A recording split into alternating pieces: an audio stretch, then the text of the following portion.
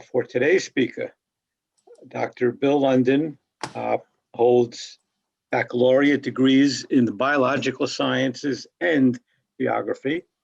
He has master's degrees in educational psychology and health education, and a doctorate in health education from the State University of New York at Buffalo. He received his master's of public health degree in health administration from Loma Linda University School of Public Health, and he received additional training in clinical research at the Charles R. Drew University of Medicine and Science. He is a professor in the Department of Public Health at California State University in Los Angeles, and he is the editor of the newsletter Consumer Health Digest, and the co-author of the 6th, 7th, 8th, and 9th editions of the college textbook Consumer Health, A Guide to Intelligent Decisions.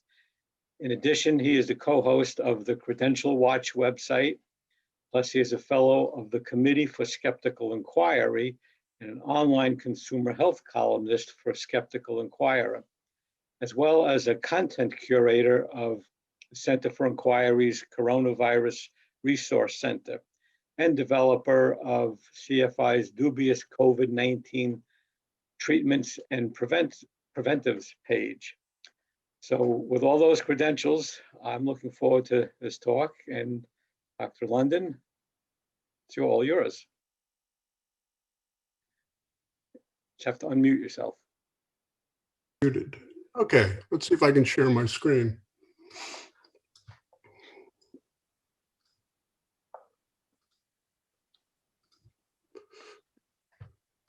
How's that working for you? Good. Okay.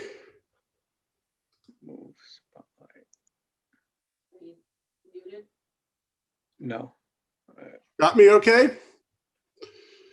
That's where I work. And this is the name of my talk. And indeed, this is a neglected population health problem.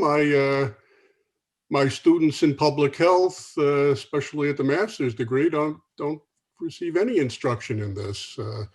Part of the reason is it won't help our program become accredited, it turns out.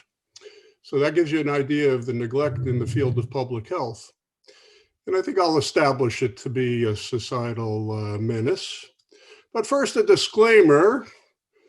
My views are not official views taken by Cal State LA, although they ought to be. Nevertheless, I support the university's branding efforts and I thank Cal State LA for its support of academic freedom, which is not the same as health freedom, a topic we will touch on in this talk. So let's talk about what quackery is. And in order to understand what quackery is, we have to recognize the key word in the definition of quackery is promote. So quackery is promotional. It involves contributing to the growth and prosperity of something. In this case, something I don't think is too good. To present for public acceptance through advertising and publicity. So quacks advertise. One famous historic quack used to say, early to bed, early to rise, work like hell and advertise. Advertising is mass media, print or electronic, with a sponsor. Publicity doesn't have necessarily a paid sponsor, but people get themselves publicized by paying publicists who help them get what is free publicity. And also involved in promotion is word of mouth, including on social media. Also involved is direct selling, sales presentations, person-to-person presentations, as seen in multi-level marketing schemes, for example.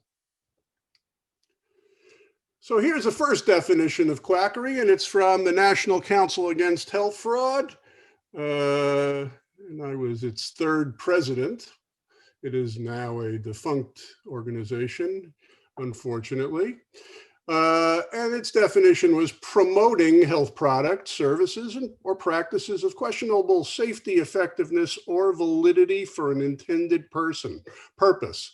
And the key thing to think about there is, what's the claim being made? And if the claim is questionable in terms of safety and effectiveness, or in the case of things for diagnostic or screening purposes, validity, then we have a quackery problem. A very influential document for the time, but has largely been neglected, was the U.S. the Select Committee on Aging's Subcommittee on Long-Term Care document, Quackery, a $10 billion scandal that was applied to quackery in the elderly, but it's largely forgotten by people other than those of us who focus on quackery. And in that document, it was anyone who promotes medical schemes or remedies known to be false or which are unproven for a profit. Known to be false means it's been tested and repeatedly failed. Unproven is the term, meaning we don't know. So you're claiming more than what you know, if you're in that case. Now, simply, the key word was promote. Responsible practitioners will use rationally based, unproven methods when there are no proven ways to meet their patients' needs. So when we had this at the beginning of the pandemic, all sorts of people got really, really sick, and there were no proven methods to help people. But responsible practitioners did their best. They're doing things a bit differently now. They learned from their early experience. So if you wind up in the hospital with COVID-19 today, you probably are getting better care and have a better chance of a favorable outcome. But so simply using unproven healthcare methods isn't quackery. The key is promotion. The key is responsible practitioners use good clinical judgment to consider potential for benefit and harm. So, but responsible practitioners don't promote the unproven methods that they have to attract or build their practices or to maintain customers. Now, a lot of people don't take the word quackery seriously. The key to the word quackery, the word quackery comes from a Dutch word, quacksalver, which meant prattle or boast about your salves or your remedies. And it's like what a duck does. They make quacks quack. They make a lot of noise. But people like a more serious way of looking at it. And the term that has been used is health fraud. And here's a definition of it. Deceptive promotion, advertisement, distribution, or sale of articles intended for human or animal use that are represented as being effective to diagnose, prevent, cure, treat, or mitigate disease or other conditions, or provide a beneficial effect on health, but which have not been scientifically proven. Science is the standard that we want to use for determining safety and effectiveness. Such practices may be deliberate or done without adequate knowledge or understanding. So fraud, usually we think of intended perversions of truth, but this is a definition that encompasses intention to deceive, but people who are true believers in what they do. I point out to you that the true believers can be more dangerous than the intentional deceivers. Why? The intentional deceivers mainly want your money, and they're going to be careful not to seriously injure or kill their customers if they're smart. But the true believer who doesn't really understand what they're doing could conceivably be a greater threat. Here are two more definitions. This came from you notice these are old. This is the Assembly Republican Task Force on Health Fraud in the Elderly, New York State Assembly, June 1986. I'm using old definitions because largely this is a neglected area. Health fraud is the promotion for financial gain of, and I'll get back to that word, of fraudulent or unproven devices, treatments, services, plans or products, including but not limited to diets and nutritional supplements that alter or claim to alter the human condition. Those who promote such medical remedies that do not work or have not been proven to work are called quacks. So there's a link between health fraud and quacks in this definition. Now, the financial gain component of this definition, I think, is an improvement on the previous definition that referred to profit. Financial gain and profit aren't necessarily the same thing. For example, all sorts of faith healers working out of nonprofit entities may entice people through donations to make donations for their little faith healing miracles that they monger. I attended one such faith healing event many years ago. Some of you may remember Ernest Angley. And I went there, and there were thousands of people at his church. And when people went up, I was fascinated how people, after receiving their miracles, came back to their seats as if they had just gone to the bathroom rather than to experience a miracle. It was quite an interesting phenomenon. But there were donations solicited during the event. Health fraud scams, products that claim to prevent, treat, or cure diseases or other health conditions, but are not proven safe and effective. This is the definition that the Food and Drug Administration still uses. Now, the key for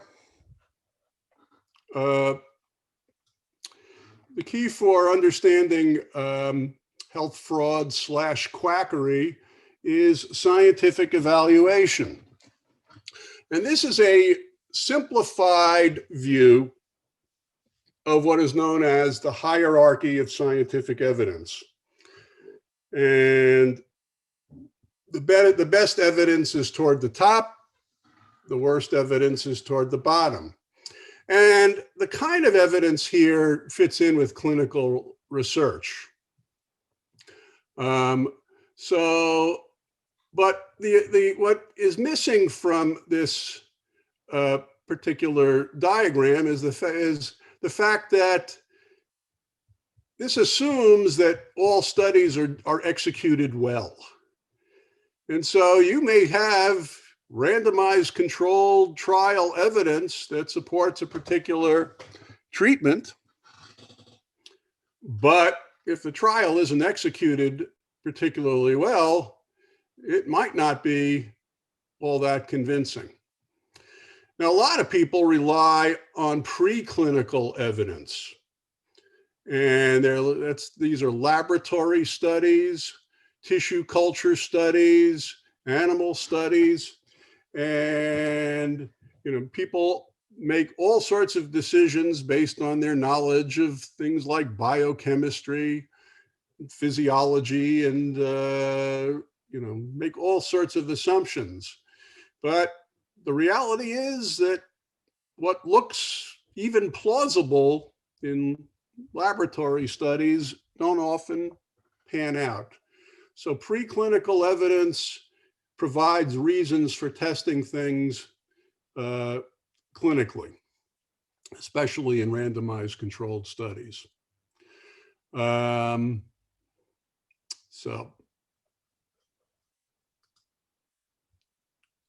Okay. Now, the term health fraud makes the topic of quackery sound more serious so that people can take it more seriously. But there's a bit of confusion. People confuse health fraud and health insurance fraud, or sometimes called health care fraud. So first of all, let's clarify. Health fraud is another term for quackery, or health fraud scam is another term for quackery. Health fraud may or may not involve ripping off insurance companies, which is what health insurance is. Sometimes the things that are promoted by quacks get third-party coverage, or at least they attempt to get third-party payments. But very often, promoters of quackery will insist that people pay out of pocket so that no health insurance is involved. Common health insurance frauds like billing insurers for miscoded services or services not provided are not health fraud. They're just a different kind of problem. It's a big problem, but it's not the problem I'm talking about. And very often insurers will not cover the most aggressively promoted unproven treatments. They want to cover things that are likely to help people. And that will make sense for them to do that. So again, the key is promotion. Lots of insurance frauds are just billing issues that have nothing to do with hyping products or services. So there are some misconceptions about quackery. Most quacks are charlatans is one. A charlatan is the kind of person who, they really know they're deceiving you. But again, many are actually, could be best described as mavericks. The mavericks are the people who think they're ahead of their times and more advanced and aren't going with the mainstream. The cranks are the oddballs with oddball ideas, who, if they present themselves with enough confidence, can be very persuasive to many. Many are simply deluded or misguided. People with impressive credentials can't be quacks. There are many quacks who have extremely impressive credentials and who know a whole hell of a lot about all sorts of things health related in medicine, but they often know a lot that ain't so. It's not so much what you know that hurts you, it's what you don't know that hurts you. It's what you know that ain't so. Quacks can't be knowledgeable or smart. I just made that point. Quackery is rarely encountered trivial public health concern. Indeed, the recent book on quackery kind of framed it more as a historic problem than as a current event issue. Personal experience is the best way to judge what works and what is unsafe in healthcare. I have a whole separate presentation called It Worked for Me, the Healthy Skeptic's Guide to Testimonials. So when people say it worked for me, there are reasons that even if they're not trying to fool you, if they sincerely believe it works, that they may be mistaken. The media does a good job refraining from presenting quacks as trustworthy health experts. So sometimes they do, sometimes they don't. And the fact of the matter is, even if you're really smart, doesn't mean you can't be misled by the social influences of quacks. And people think quacks are easy to spot because they appear to be outlandish. Not so. They can appear to be as credible often as people who are the most responsible.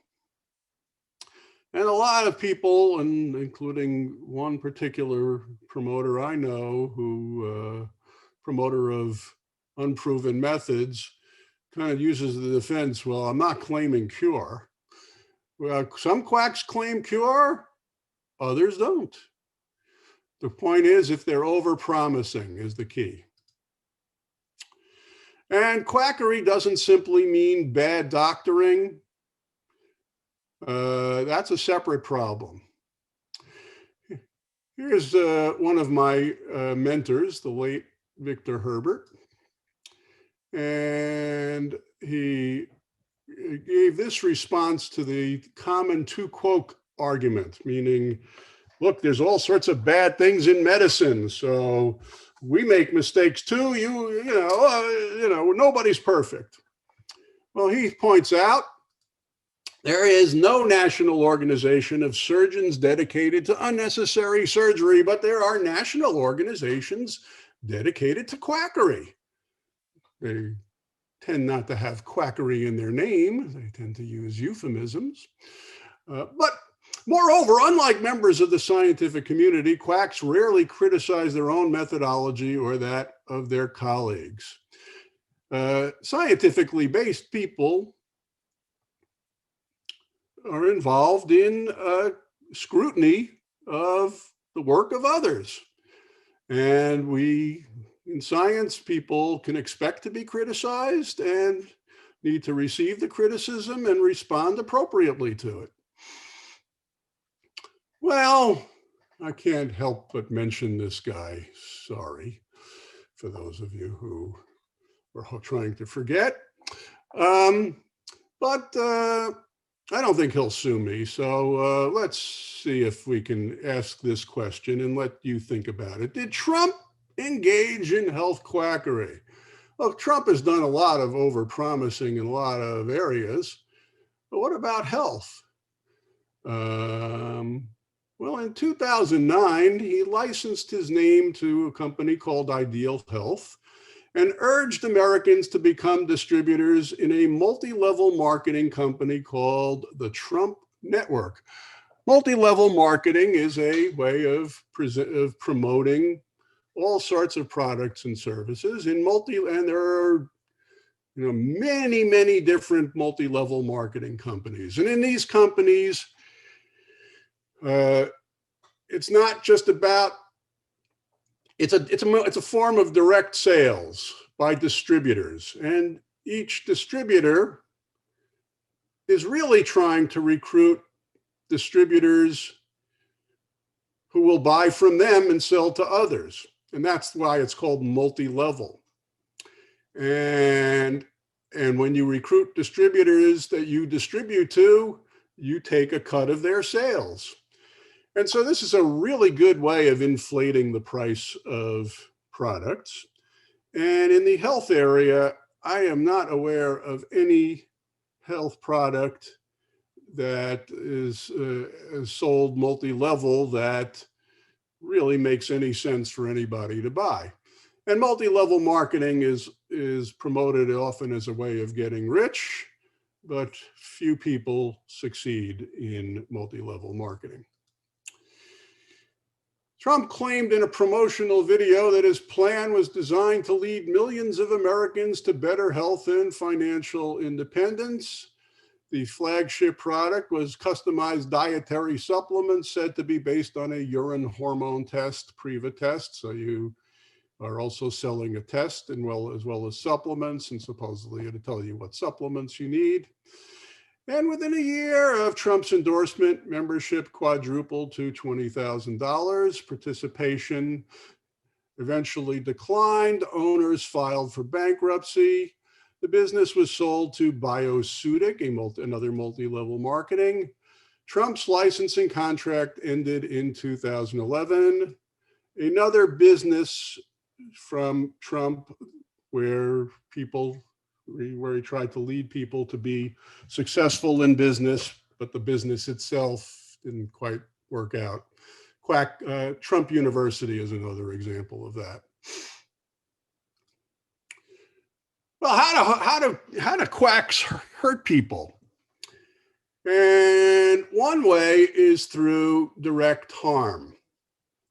And that means, and we'll see some examples of that along the way, direct harm involves the product itself or the service itself will be harmful. It may be toxic. It may be misused in a way that's harmful. It may burn, it may kill, it may poison. That's direct harm. Indirect harm is much more common. Indirect harm means people get distracted by the quack method and they delay seeking responsible care that might be available. And that's more common. The most common kind of harm is financial harm. People are paying unnecessarily for things that are not likely to benefit them and that may cause direct or indirect harm. People may be psychologically harmed, often because quacks may demand that you follow very rigid regimens and insist that you be a positive thinker. And if you fail in any particular way, the quack's not to blame, but you are. So that could be psychologically harmful. There's also psychological harm from the letdown from being taken. And I think there's a societal harm. I think quacks erode our commitment to truth, and democracy doesn't function well unless we have a sense of shared truth. In 1989, the FDA listed top 10 health frauds. I haven't seen a more recent list. In 1989, you'll notice bogus AIDS cures was very big then, but that's because we didn't have proven methods of treating AIDS that have been able to not cure AIDS, but turn it into a manageable chronic disease. But most of these other ones, all these other ones still persist. We have now in the age of COVID-19, we have COVID-19 quackery, and then the form of hydroxychloroquine hype is one example. This is from my Skeptical Inquirer column. I did a follow-up talking about the erosion of truth, trust, truth, and Trump in the time of COVID. In this, I talk about how the scientists' response to the sabotage of science in the Trump administration. Now, some of you may remember also a press conference involving Trump where he was suggesting with Dr. Birx on his side, one of his advisors, that, hey, maybe we should try, something like intravenous light or injecting bleach. Well, here's my little section on intravenous light therapy from the dubious COVID-19 treatments and preventives page.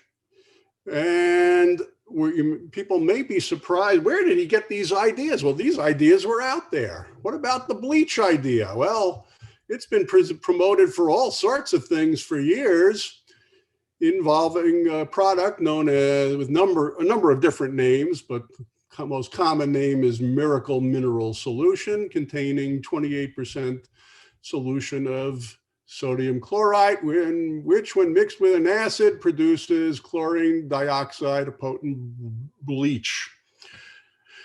So there have been toxic reactions to people drinking bleach, as you would imagine, example of direct harm. Here's what the page looks like. Each of these sections are expandable, and I think we keep adding new dubious treatments. Very often treatments, and here again is and links to it are at the Coronavirus Resource Center, for which I'm the content curator. And I can put these links in the chat area later if anybody's interested in seeing the COVID-19 resources I work on. But the easiest way is to go to the Coronavirus Resource Center, centerforinquiry.org/coronavirus, and links to the other pages are there.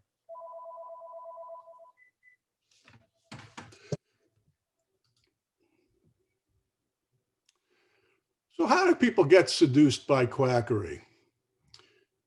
Well, if you distrust physicians, the medical profession, public health practices, you're going to be ready for quackery.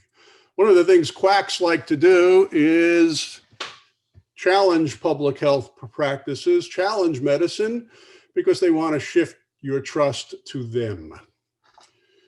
Fear is a motivator. Quacks can be seductively self-confident, and people mistake confidence for validity of what's being pitched. They use all sorts of social influence tactics, and they can really be persuasive. People can be confused over the natural progression or resolution of illnesses. So you take a product, you feel better soon afterward.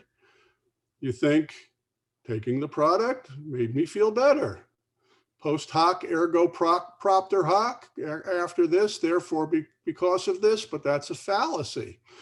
So people don't recognize that illnesses often have their ups and their downs, their relatively better days and relatively worse days. With the right timing, the right timing could make anything you do look like it's effective. All sorts of religious, spiritual, and cultural beliefs will make you vulnerable to acceptance of mysticism-based quackery. Mass influences, which is mass media influences, can be very persuasive, and quackery has become mainstreamed. Quackery is promoted in colleges and universities, in medical schools as well. That's an interesting phenomenon that has been called quackademic medicine by some of my colleagues. Okay, now let me get my chat area open, because I want to make, I lost the presentation. Let's see if I can share my screen and keep the chat going.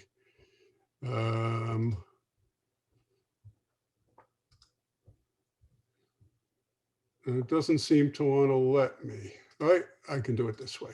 Ah, there we go. Okay, let's go for a little audience participation here. Red flags for quackery. I bet you folks can know some ways of things to look out for spotting some quacks. So come on. Let's see if you can help. I'm going to give you one. Let's see how many can put something on this list. Somebody says something like, everyone needs daily dietary supplements. Watch out. There might be some quackery. I treat the body and the body heals itself. That's the rhetoric of quacks. There we go. It worked for my cousin. There's the it worked for me thing, the anecdote. They sell you the idea that they need their services over and over again. Indeed, often they will try to recruit you to get long-term contracts for care. Time limit, you have to do this right away. I think that's a really good one that I don't think I've remembered to include on my list of 35. By the way, I have a 36th. Can you describe the concept? Oh, I will do that with integrative medicine. That's coming in glorious detail. It's not, oh yes, the appeal to antiquity. Very good. Chelation was one of the ones on for chelation for all sorts of things, for autism as well. That was on the list of top 10 frauds from 1989. 2-for-1 special offers. There you go. That's usually not the way to promote health products and services. I got some more. Cancer and other diseases are described as symptoms. Indeed, that relates to the first one. In other words, they're not, they're not even recognized disease. They think of it as more dis-ease, dis-ease. And so cancer is often described not as a disease, but a symptom of not attending to optimal health. Natural, very good. Yes, all sorts of things are natural, including SARS-CoV-2. It's an all natural disease in all probability. You don't have to make particular changes. Yeah, that might be part of the pitch, to try to make a simple answer. Promotion of many testimonials, very good. What else? There we go. Multi-level marketing is another pitch. Not everything is tested due to funding issues. Yeah, and that's often the excuse made, but a lot more things are tested than you think. There is a way to be pure like cleansing. Very good. That's on my list too. Hype for cures, but then remember, you don't necessarily have to be promoting a cure. There may be an unusual test method. I showed you that Priva test before for overall nutritional status and to help you recommend supplements. Reference to body's energetic systems. Excellent. I have that on my list. Your colon has pounds of poop in it. That's part of the detox pitch. Conspiracy of big pharma to prevent you from knowing about their cure. Got ya. Eliminate chemicals in the environment. Yes, you're gonna. They eventually our modern world has chemicals in the environment. And of course, everything is chemicals. So, where some of you may have seen how people were convinced to sign a petition against dihydrogen monoxide in our environment. And of course, dihydrogen monoxide is H2O, water. Excessive introduction, citing credentials with the story of how the cure is. Oh, that's a good one. Yeah, there's often the multi-level marketing people have a story underlining it with somebody telling a story like that. Oh boy, big pharma and cannabis. That's something natural but not talked about, but much is regarded as bad. All sorts of good stuff. Creating problems, very good. There are studies that support certain energy that I believe and have. Yeah, by the way, there's studies promoting almost everything that probably falls short. Remember, not every study is extremely well designed. And a lot of the times people are doing studies not to really find an answer, but they're doing it because it's part of the promotional effort. And there's an old saying, they do research the way, they use research the way an inebriate uses a lamppost for support, not illumination. They claim that actual studies are biased against them. There you go. Very good. All sorts of good stuff. Let me get through my list now. Use of one body part as benchmark for overall health. In iridology, it's the eye. In reflexology, it's often the foot or the hand. That's an example. There may be some fad diagnoses, something like adrenal fatigue, and all sorts of fringe methods.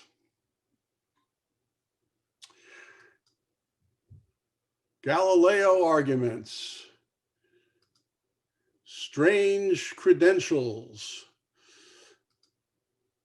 Galileo arguments, by the way, is, I'm ahead of my time. They didn't take Galileo seriously. He turned out to be right. So I'll be right. They laughed at so-and-so. Well, they often laughed at the Three Stooges too. Treatment promoted by a crusading group or MLM. There's the testimonials. Para-herbalism is sort of analogous to parapsychology. Often it's based on things like the appearance of the herb suggests what body part should be treated by it with the herb. People often are talking about anti-aging. The same treatment could be used for lots of different things. Athletic super pill pushing, love potions. Those are all areas of quackery. Oxygenation, mind body, oxygenation and antioxidants often simultaneously promoted. Emphasis on detox, immune boosting, evokes the energy stuff, pseudo-medical, metaphysical or consciousness rhetoric, ideologic healing systems like homeopathy, emphasis on the pH of the blood. There's paranoid style rhetoric, meaning there's some grand kind of conspiracy going on. They will refer to the allopathic medical monopoly and big pharma, even though what they're doing is big business too, sometimes called big placebo. Demonization and glorification of foods, patient dependency, long-term commitments. People mention scare tactics. The healing crisis is the idea that often linked with detoxification, that people start feeling worse after they have a treatment. Well, that's a sign of the toxins coming up. It's the healing crisis. So if you get better, it's good. If you get worse, it's a healing type crisis. But you might not get better from the healing crisis. There is authoritarian guru posturing, denialism, all sorts of ways in public health. Here's you've got to follow all sorts of demanding multidimensional regimens. And then there's these labels. So I was a question I saw about integrative and all this kind of stuff. So let's talk a little bit about alternative and integrative and all that kind of stuff. So this is an example of a euphemism, alternative medicine. It is a well-established euphemism. It has credibility in the public eye these days, but not with me and not with, I think, many other people. Richard Dawkins said this: either it is true that a medicine works or it isn't. It cannot be false in the ordinary sense, but true in some alternative sense. John Dodds, who used to be my dentist, said erythromycin is an alternative to penicillin, but a pogo stick is not an alternative to an automobile. And let me just get this out of the way. And Marcia Angel and Jerome Casserier, who said this in the New England Journal of Medicine. They were editors. There cannot be two kinds of medicine, conventional and alternative. There is only medicine that has been adequately tested and medicine that is not. Medicine that works and medicine that may or may not work. Here's another phrasing. There is no alternative. There is medicine. There is only medicine. Medicine that has been tested and found to be safe and effective. Use it, pay for it, especially cover it with insurance. And medicine that has been tested and found to be unsafe or ineffective. Don't use it, don't pay for it. And then there's medicine for which there is some plausible reason to believe that it might be safe and effective. test it, and then place it into one of the other two categories. That was from George Lundberg, who used to be the editor of JAMA, Journal of the American Medical Association. The third category there is experimental treatments, or should be experimental. It's a good reason to experiment when you have a plausible reason to believe it might work. When you have an implausible treatment and you experiment on it, there's all sorts of reasons why you might get false positive favorable results. Okay.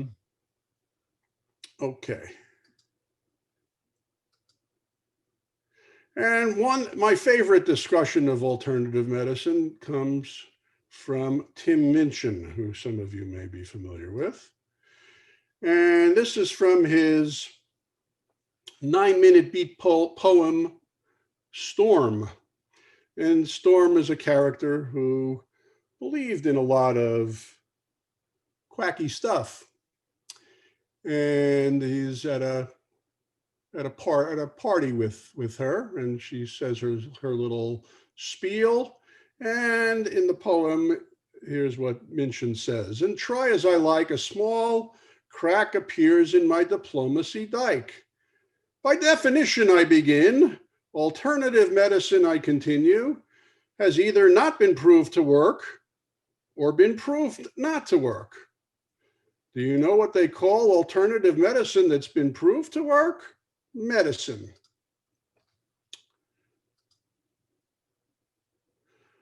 So alternative medicine has the veneer of legitimacy. And how did it get that way? Well, first of all, in 1992, because of the political favoritism, former Congressman in Iowa, Berkeley Bedell, and his friend, Senator Tom Harkin, worked to create what was the Office of Alternative Medicine at the National Institutes of Health in 1992. But it led to a full-blown center called the National Center for Complementary and Alternative Medicine. It was later renamed to be the National Center for Complementary and Integrative Health. I think they tended to recognize that a lot of the alternative, because the recognition of alternative as a substitute for responsible treatment, and that didn't help them. But they talk now about integrative health. Another problem was the Dietary Supplement and Health Education Act of 1994, which really shifted the burden of proof onto the Food and Drug Administration.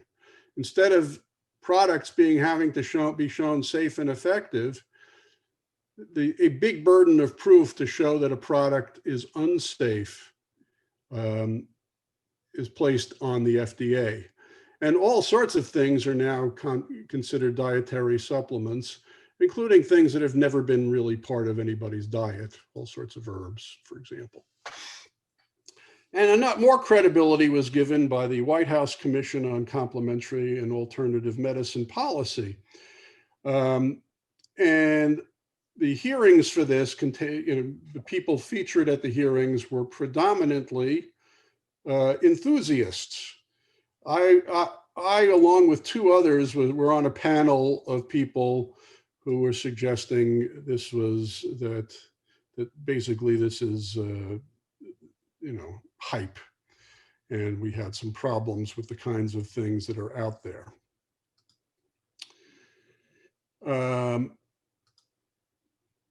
So there were some other setbacks related to consumer protection, and I don't have time to go into them in detail, but there's what the Dietary Supplement and Education Act called for. And one of the things it called for is a disclaimer on the products, which Peter Lipson has called the Quack Miranda warning. These statements have not been evaluated by the Food and Drug Administration. This product is not intended to diagnose, treat, cure, or prevent any disease. Okay, so people generally ignore that disclaimer that has to be there. And everything that is done to promote many of these supplements is to lead you to believe the opposite of what the disclaimer says. So here's the language. And this is what National Center for Complementary and Integrative Health has to say. If a non-mainstream practice is used together with conventional medicine, it's considered complementary. Now, first of all, I hate the term conventional medicine because it makes it sound like it's done simply out of, this is the way we do things, not on the basis of evidence or science. So I don't like the term. I prefer we use the term regular medicine, but that has not caught on in any way. So you're combining two treatments. The combination is called complementary. If you're in place of, it's considered alternative, and they've dropped the term alternative. But what is really thriving is the word integrative. Integrative healthcare often brings conventional and complementary approaches together in a coordinated way. It emphasizes a holistic, patient-focused approach to healthcare and wellness. Often, it sounds wonderful, often including mental, emotional, functional, spiritual, social, and community aspects, and treating the whole person rather than, for example, one organ system, which is what, by the way, a good primary care practitioner does that, by the way. It aims for well-coordinated care between different providers and institutions. It sounds great. Couple of caveats, though. One of my mentors, William Jarvis, said, if it doesn't add to the outcome, it shouldn't add to the cost. And regarding integrative health, infectious disease physician Mark Crislip said this: if you integrate fantasy with reality, you do not instantiate reality. If you mix cow pie with apple pie, it does not make the cow pie taste better. It makes the apple pie taste worse. There is a 36th red flag. It's health freedom advocacy. But what health freedom sounds great. They want freedom of choice. But the problem is, what they really are seeking is freedom from accountability. Here's a health freedom advocate. And under the banner of health freedom, we see now all sorts of things going on. COVID is a hoax. Masks are muzzles. They want freedom not to wear masks. And quite a problem. I don't know how much time I have for discussion of health freedom fighters, but there are all sorts of them. Many organizations. Here's a California group, all sorts of freedom groups. Here are their issues. All of the things that they want to do. These are all freedoms from accountability.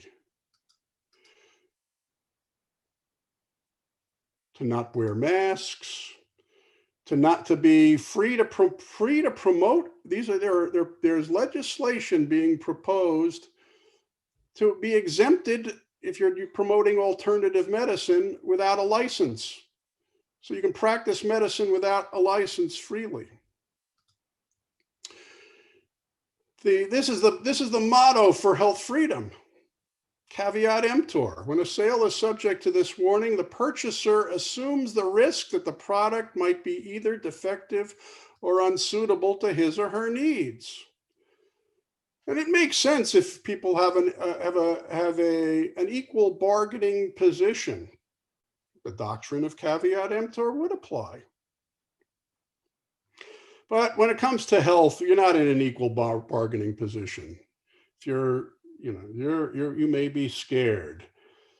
The complexity of health means you may not understand all the issues involved. Here's a consent form. People should believe in informed consent in health care. Here's a consent form from a particular health freedom advocate.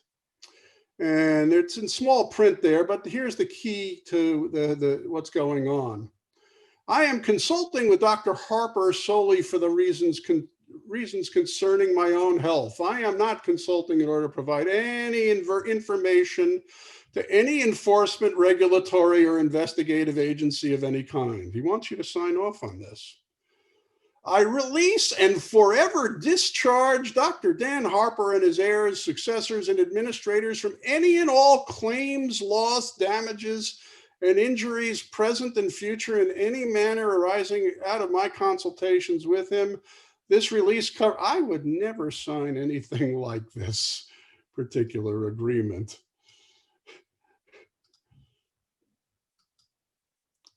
Well, Harper wound up signing a consent agreement, being placed on 3 years probation, required to take continuing education courses. This is in California. And he had to have all this. He was charged with negligence and failure to keep adequate records in connection with treating patients. Now, he was promoting all sorts of weird stuff that I would consider unproven and implausible. But notice, that's not what really got him in trouble. What got him in trouble was more the negligence there. I think I'm probably over, right? I want to skip ahead here to this is another promoter of health freedom and some of the outlandish things he promotes. But what we really need is some consumer protection, and the problem is consumer protection is adequate. And here are the principles. Consumer is not a special class, but a role played by all. Everyone in a free enterprise society has a stake in maintaining high standards. Professionals in the health sciences, academia, law, and business, as well as government, share a responsibility to help consumers protect them from deception and exploitation. So here's a little response to this health freedom argument. Any threat to freedom strikes deeply into American cultural values, but we must also realize that complete freedom is appropriate only in a society in which everyone is perfectly trustworthy. And no such society exists. Experience has taught us that quackery can even lead people to poison themselves, their children, and their friends. This is from two of my mentors, Bill Jarvis and Stephen Barrett. The late Bill Jarvis's pictures are the two on the left. And Dr. Barrett is the founder of Quackwatch, who I work with on our newsletter, Consumer Health Digest. And I just want to show you what we're up against. We're up against a clash of two cultures. Quackery is all about commercialism. And in commercialism, there's competition. But remember, professionalism is important, and it emphasizes collaboration. Commercialism is about satisfied customers, not so much clinical effectiveness. Commercialism is about, will it sell? Are there profits to be gained? Professionals should ask, should it sell? Commercialism is about disclaimers. Professionalism is about accountability. Commercialism often relies on puffery. Puffery means you're making grandiose claims that people really won't take seriously, but it makes everything sound good. Weasel words, sensationalism, literally true, but yet misleading hype, lying for fun and profit. Professionalism is really about informed consent, not misleading consent. And the reference on this is a paper from MacArthur and Moore. People like freedom of choice and freedom of expression, but we And especially that's important for political and religious freedom. But when you're in the commercial world, things you promote should be tested before being promoted with specific claims. And health freedom advocates and quacks are all about let the buyer beware, but let's let the seller beware. If a person buys soap, for example, there's implied warranty that it will clean. If a person buys skis, there is an implied warranty that they will be safe to use on the slopes. And similarly, safety and effectiveness is an important standard in the health arena. So we rely on science, and with science, we can promote freedom of choice, and everybody wants freedom of choice and alternatives, but it's not a legitimate alternative unless it's based on reliable information. So I think I've gone over my time, so let's end on that note. And let me go to the chat area and see, let me get it. Thank you much, Bill, for all the interesting information. There are quite a few comments in chat. Yeah, so let me go there first and get caught up. After you had asked about some examples of Quackery, Right. I know they were there, and I knew I need to get to them. So let's do that.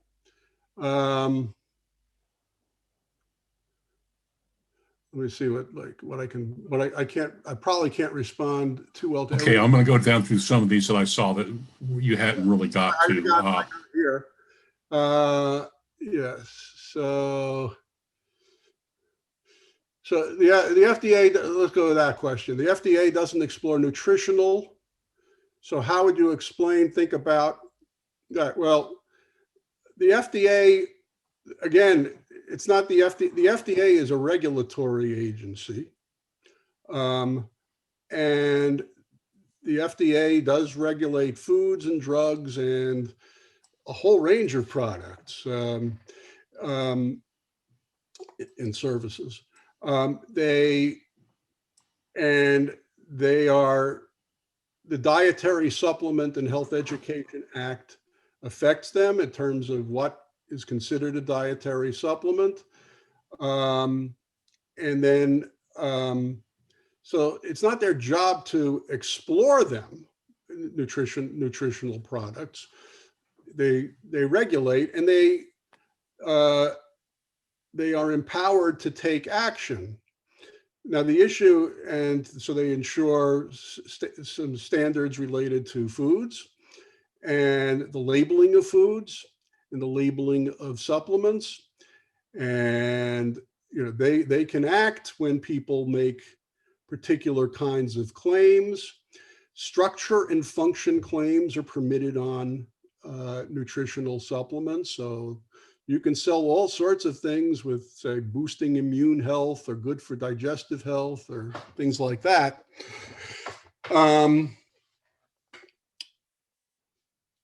They are hamstrung in terms of taking action when there are safety concerns, because the burden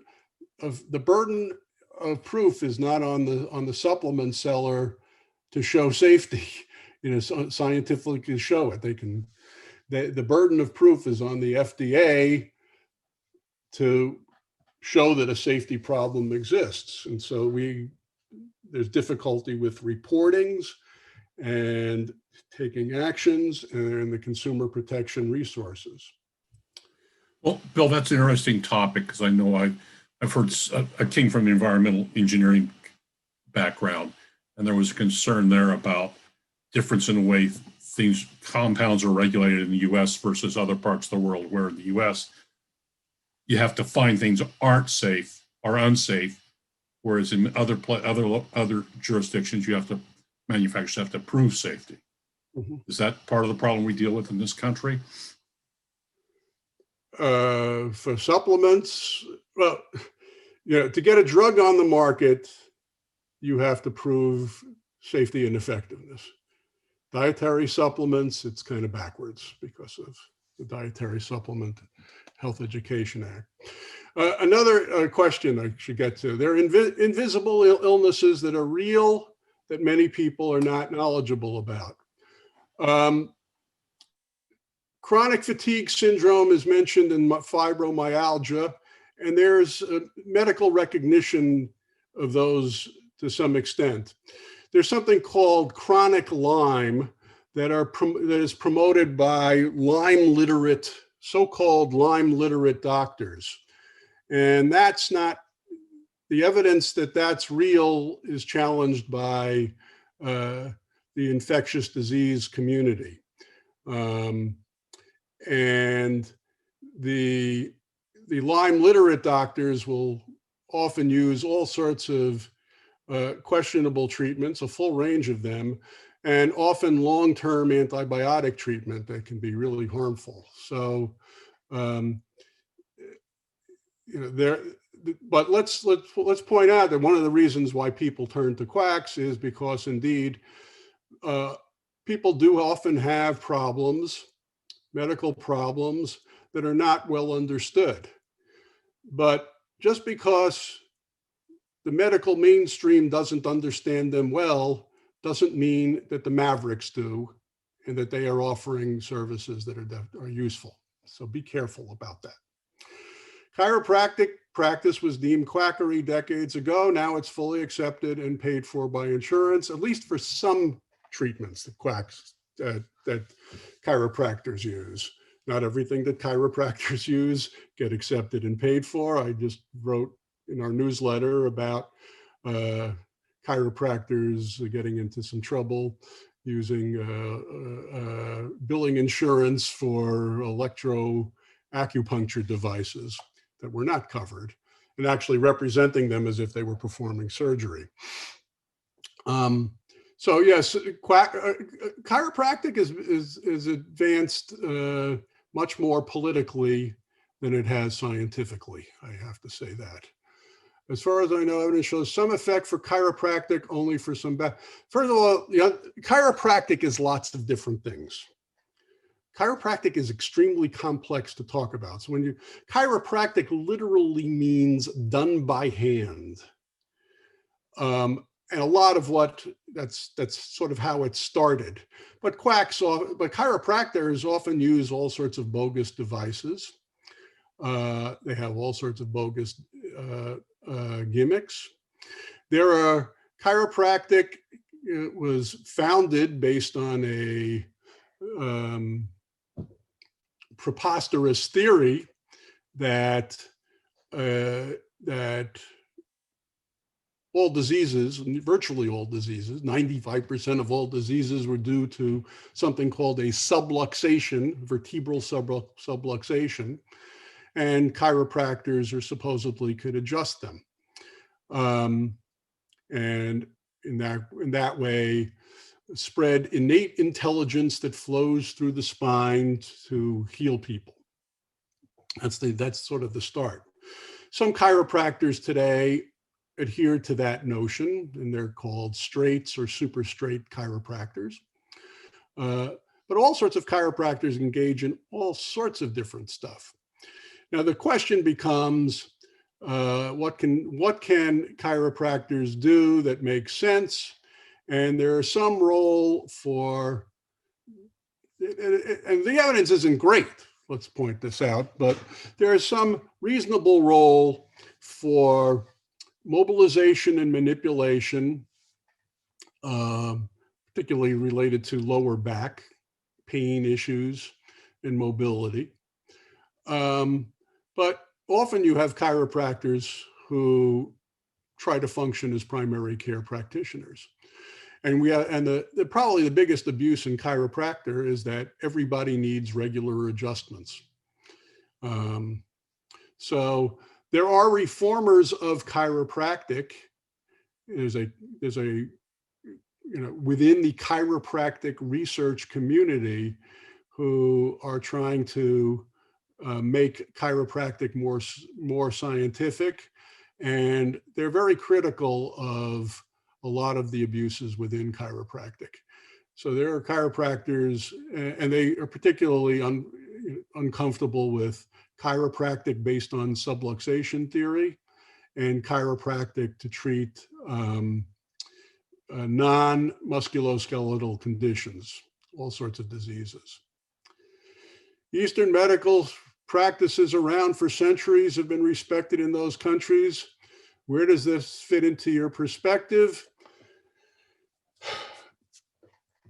Well, the idea, this is the appeal to antiquity. Lots of things have been around for centuries. Slavery, so the fact that something has been around and been given some respect is not quite the same as validity. So what I would say is, for the most part, the pre-scientific practices, especially if they involve some kind of vital force, tend not to be well supported by evidence. So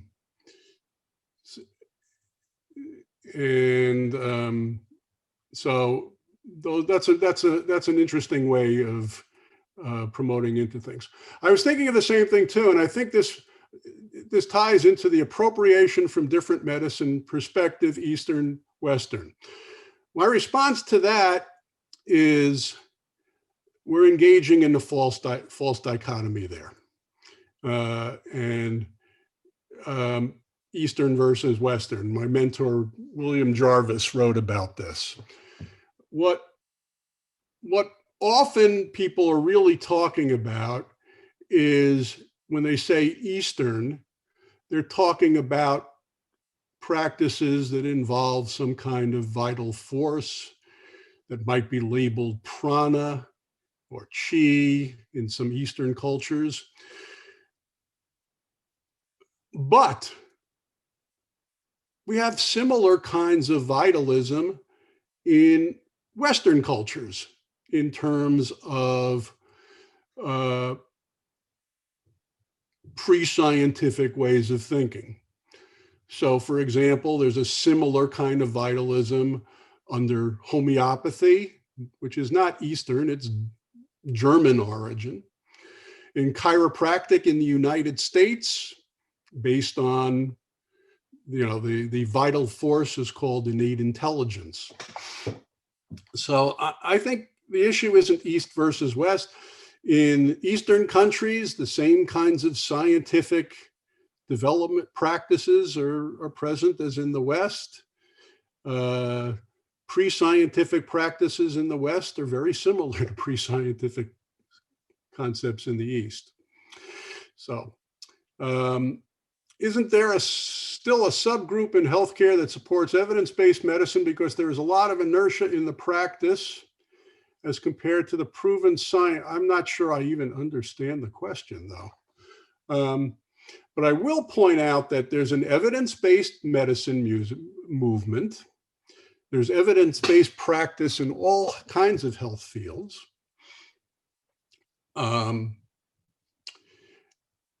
In the East and in the West, playing by the same game, evidence-based medicine.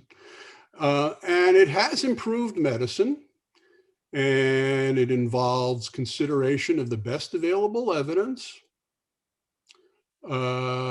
patient preferences, and clinical judgment.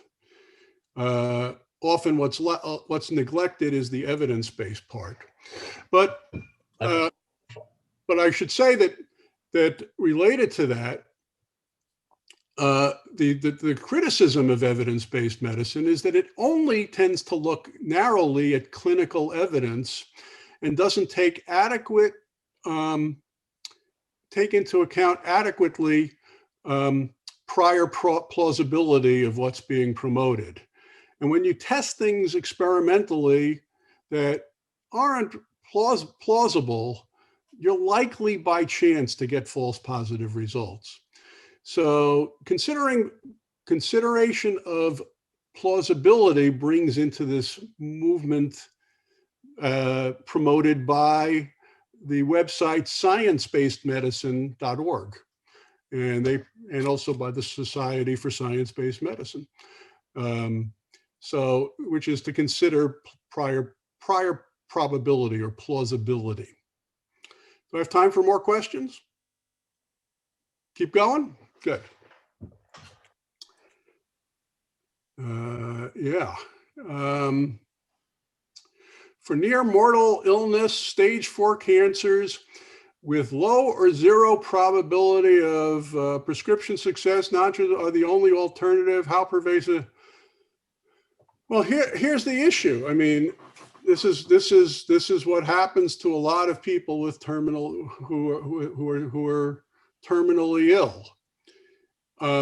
The idea is there's always somebody who says that they can either extend their life or cure them even when they're terminal. Now, for when people are terminally ill, we should never say there is nothing that we can do for you. What is often needed is palliative care. But some people will not want that. They want to fight to the very end. And there is always going to be a quack who is going to suggest to entice them. And often what will happen is they're giving up an opportunity by pursuing the quackery. They're actually going to be risking the quality of their lives in the process. And there's some good evidence that cancer patients turning to alternative medicines, so-called alternative medicines, often do worse in terms of their outcomes. So this happens all the time, and it's disruptive to families. It's financially draining. And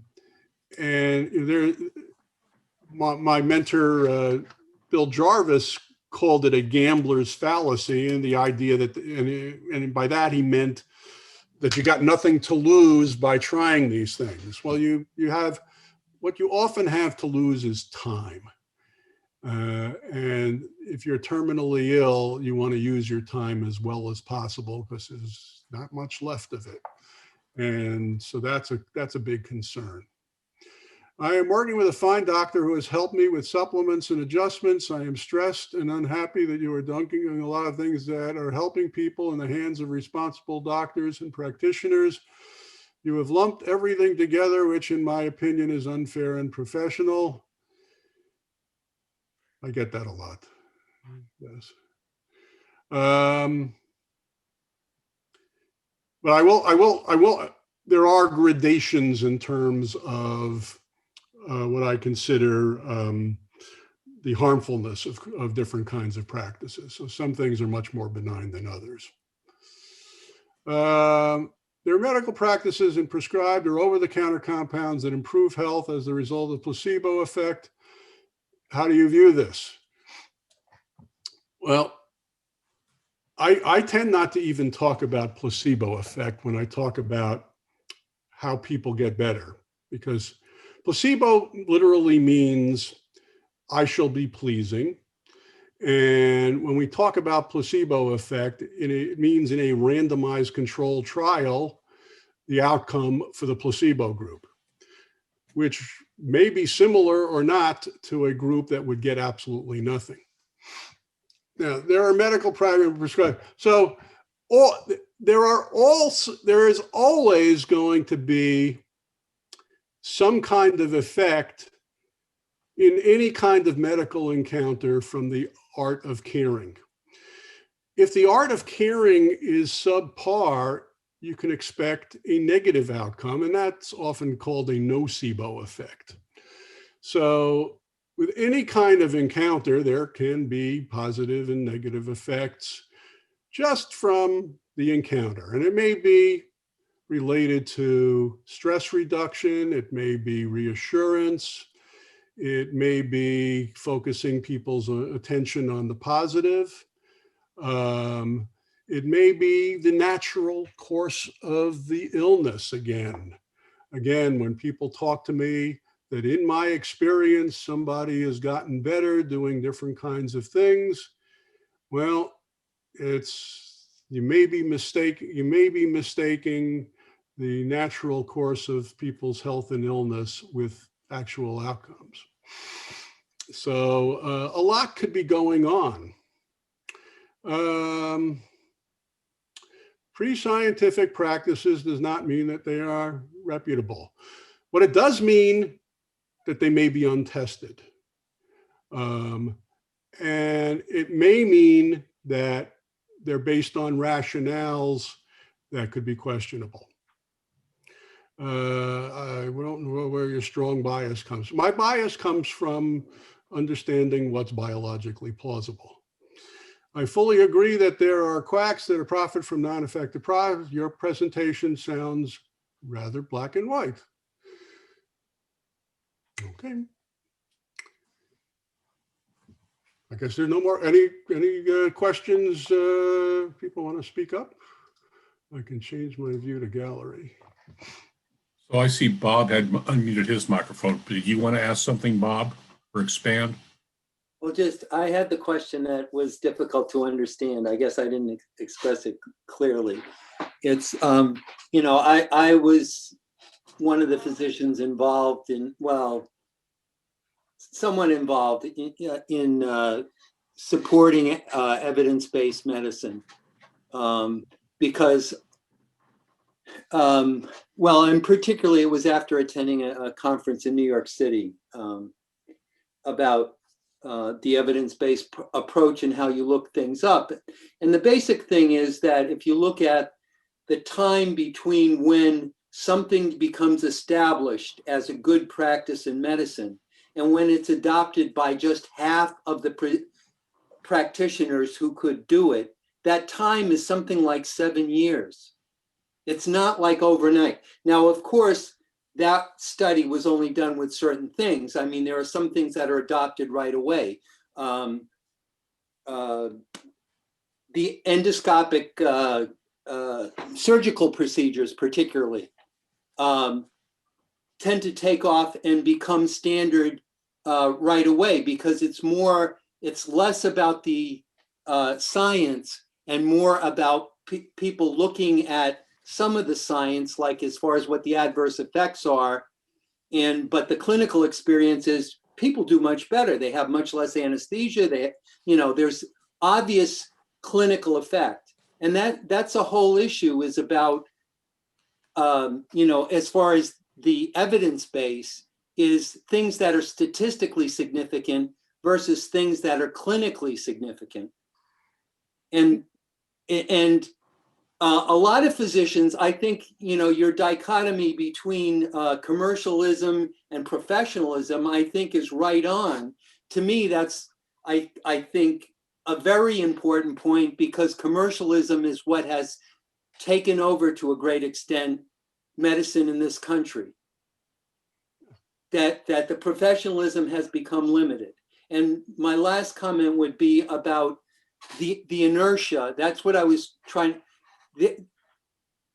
There are practices that people do when you ask, like trying to do a procedure in a hospital that's relatively new or prescribe a new medication. There's resistance among the staff because they're used to doing things a certain way and they question you. And sometimes I've seen physicians give up on things that are unusual just because they don't want to bother to explain it over and over and over again to the staff. Well, I think you're getting at deficiencies of medicine. Yeah.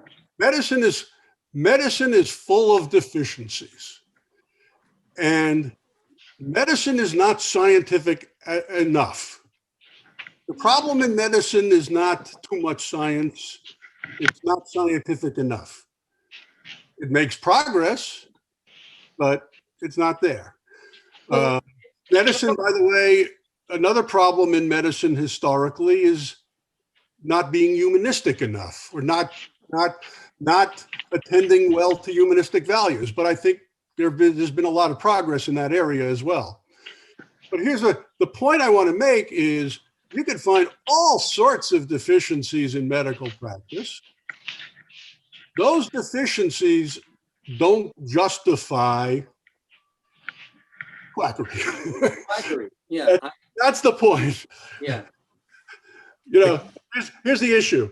If you've got an airplane that has mechanical problems, you fix the mechanical problems.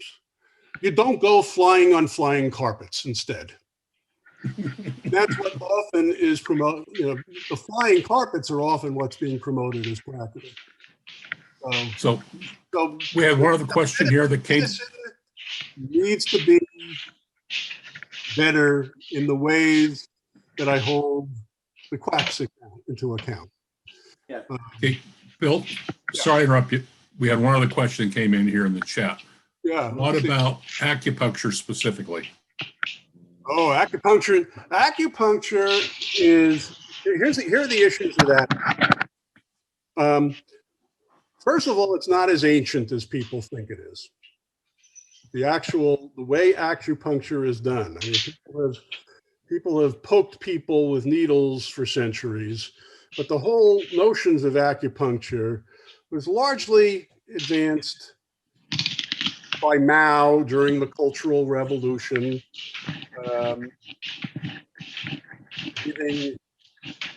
giving a large population something in the way of medical care. Virtually all studies that come out of China related to acupuncture have positive results for whatever the outcome. And that likely has to do more with particular cultural preferences to come up with good results, because you don't get the same results elsewhere.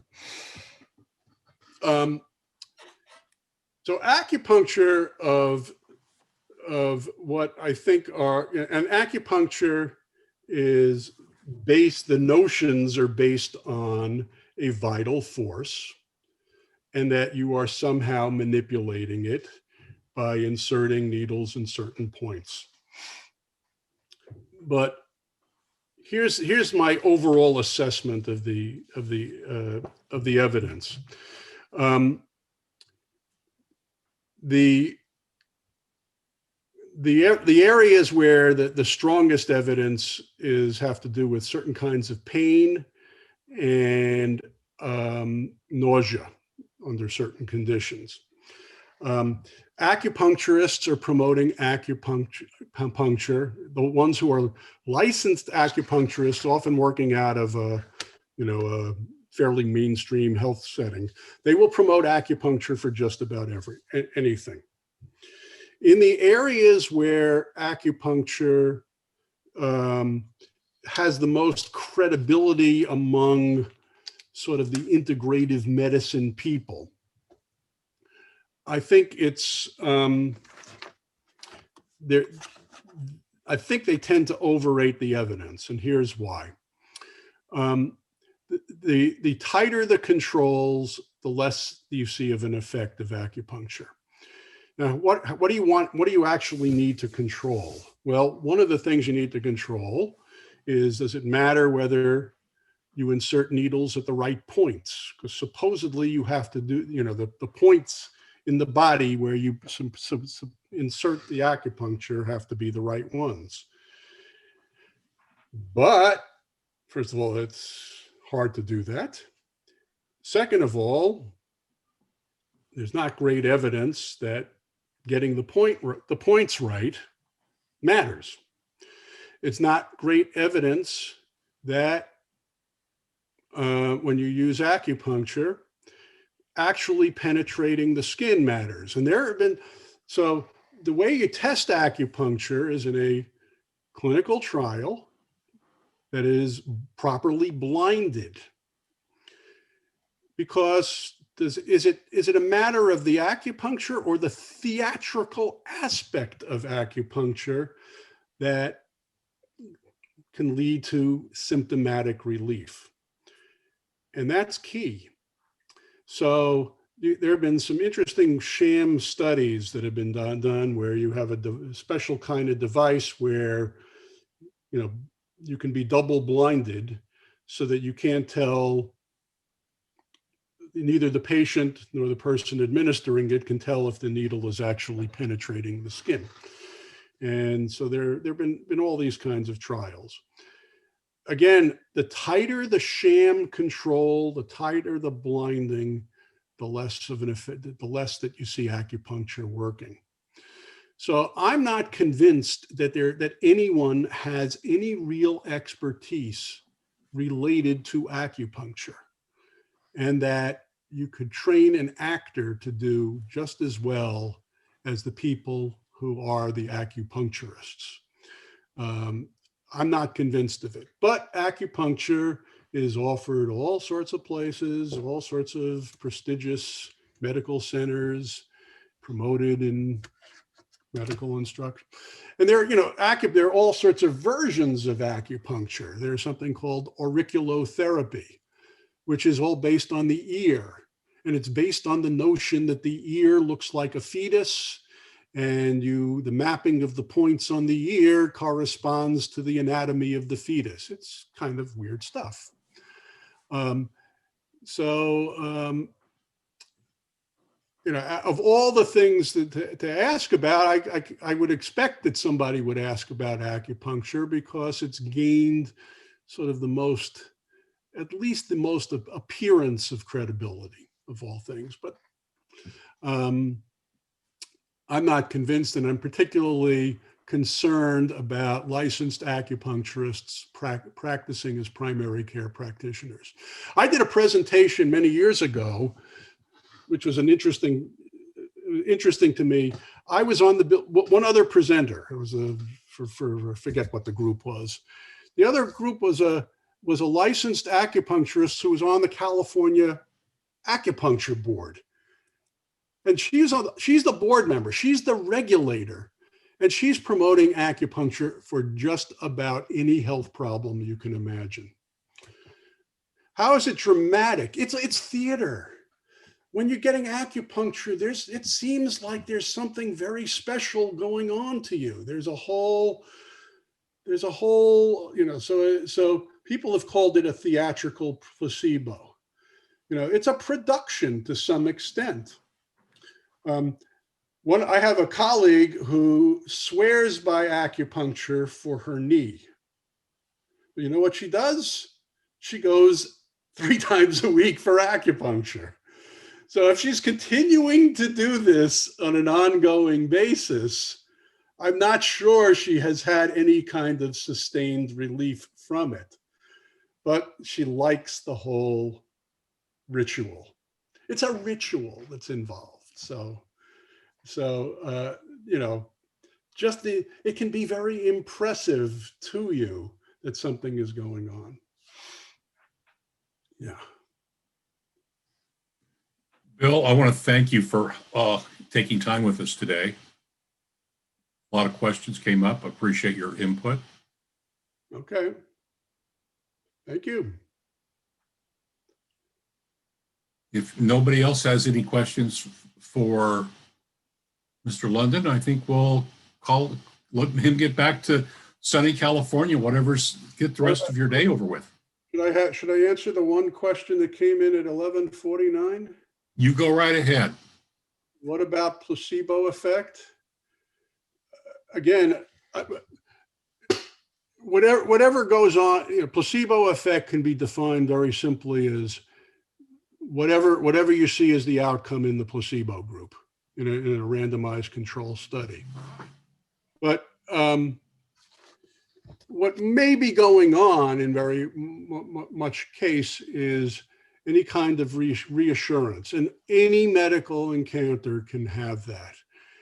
So, you know, when the expectations of the patient is good, when the manner of the person providing the service is good, you know, people can feel more comfortable, and that can be reassuring.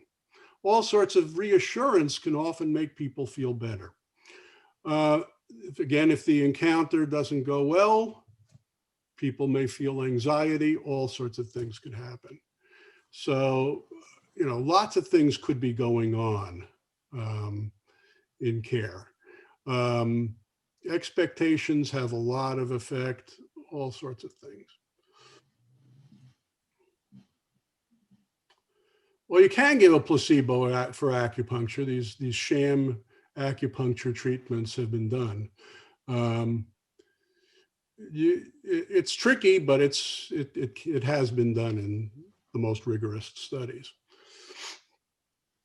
Okay, so I think I've answered all the questions now.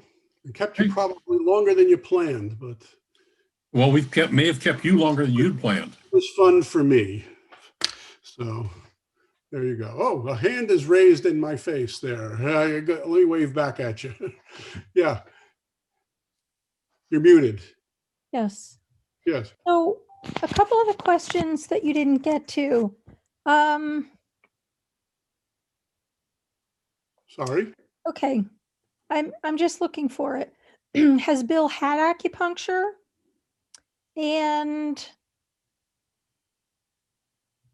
there was another one that I cannot find at this I moment. actually turned it down when I was attending. I started off as I turned down acupuncture. I was at what was then known as the New York State Research Institute on Alcoholism, and there's a lot of promotion of acupuncture for addictions based on poorly controlled evidence, but there was a lot of interest in it, and they were demonstrating it. I turned it down at that point. I didn't see the point of it, but no, I haven't tried it. I haven't tried most health interventions. And I have to say, I think there's a fallacy that you can't comment on something reasonably unless you try it. I haven't tried all sorts of medical treatments, but I can read the literature on it. I think what's interesting is that you seem to fully espouse the quote standard medical treatment and practices, yet there are so very, very, very many people who are not benefiting from a lot of what they're experiencing. And I mentioned in one of my comments that my chiropractor and physical therapist have given me more understanding of my body and understanding of how to deal with some of the things that I've struggled with, that my MDs were either they spent, how do you treat someone when you listen to them for 10 minutes? I'm not sure how it is that standard medicine is necessarily considered the king or queen, as it may be. Well, first of all, I consider physical therapy to be part of standard, part of medical practice. I've had physical therapy myself. I've had chiropractic treatment too, from chiropractor who worked with me to reform chiropractic. And again, I don't object to mobilization and manipulation therapies, conservatively used without bold claims. So especially to provide temporary relief. So, you know, I don't consider that inconsistent with proper care. Again, I would argue that I don't consider, I think I made it clear, I don't think medicine as practiced today is as good as it should be. And again, whatever deficiencies of medicine, and indeed, a lot of people think a deficiency of medicine is inadequate time spent with patients. You know, it could be better. It would take a lot. It's costly and all sorts of issues. But the deficiencies of medicine, in my view, don't in any way justify people making claims that they can't back up with evidence. If people are using if you have a chiropractor who's using, conservative methods of manipulation and mobilization. Chiropractic, what I will say to you is lots of people like to be manipulated, like spinal manipulation. They like mobilization. It feels good. In many cases, it can be like a fix. You like to get it regularly, and people come back regularly. They like it. I get a little bit concerned about paying for it, third-party payments for it on an ongoing basis. But I don't object to fairly conservative claims. People characterize my presentation as very black and white, and it's only black and white in the sense of, let's look at the particular claim. I don't make any sweeping judgment on chiropractic, because chiropractic varies so much from chiropractor to chiropractor in terms of what they do. Chiropractor is very factional. Chiropractors specialize in different gimmicks, but if you're practicing against, if chiropractors practicing according to what the Reform-Oriented Chiropractic Research Committee suggests, I don't have too much of a problem with that. But I often have problems with a lot of what chiropractors do that's in a different universe. So there's a lot of nuance in what I'm presenting, not quite as black and white as I think people are calling me out for. I would just like to add to that. It's been a while, but many years ago, I worked as a company doctor for GE Plastics. Right. And a number of the employees there, we had a return to work back program, and a number of the employees preferred using chiropractors for treatment. And so because I was unfamiliar with chiropractic at all, I went and interviewed the chiropractors and asked them questions like, well, what kind of problems can you specifically handle? And what kind of techniques do you use and stuff like that? And I will agree 100%, there was very little uniformity. And this was just in one area. Usually in medicine, the deviations, if you look like what are the prescriptions for blood pressure medicine, are more like regional. Mm-hmm. You have standards within a region. Around medical schools, because the research in a medical school tends to spill over into the community. But the variation, and there was only one who could give me references. Right. And there were some studies that he referred to, but it was mostly about manipulation for back pain being more expensive, but there were some of the parameters that were a little bit better than standard it was a comparison with standard medical care. Yeah. Chiropractors, by the way, a lot of research, chiropractors are very good at satisfying patients. But satisfaction is not the same thing as clinical effectiveness, I should say. And I forgot to mention, we're talking about, I haven't had acupuncture. I'm not keen on anybody penetrating my skin. But I have gone to many chiropractors. In fact, I did this as a little study in the late 80s. At the time, a lot of chiropractors were offering free chiropractic exams or consultations. They were advertising these. In Ohio and in Florida, I visited a total of 23 different chiropractors. 17 offered free exams. Out of the 17, 3 told me I had subluxations, subluxated vertebrae, but they didn't agree on the combination of subluxations. 7 of them told me I needed treatment. Some of them told me I needed treatment for my scoliosis.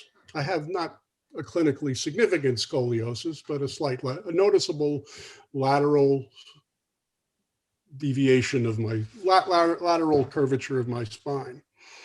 So a lot of them told me I needed treatment. Of the 6 that I had consultations with, 2 told me that I need regular exams. I came in with no current medical complaint. The reason I went in because at the time, the American Chiropractic Association had put in 2 multi-page ads within the Reader's Digest. One in which they portrayed chiropractors as primary care practitioners, the other as family physicians. So I figured I could go in for a checkup. And indeed, there were chiropractors who thought I was crazy coming in just for a checkup, but the others thought it was perfectly normal.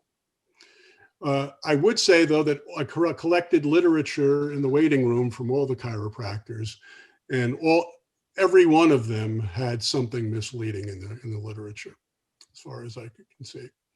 So, well, it's a chiropractic is one of the most complex topics to talk about when examining what they actually do.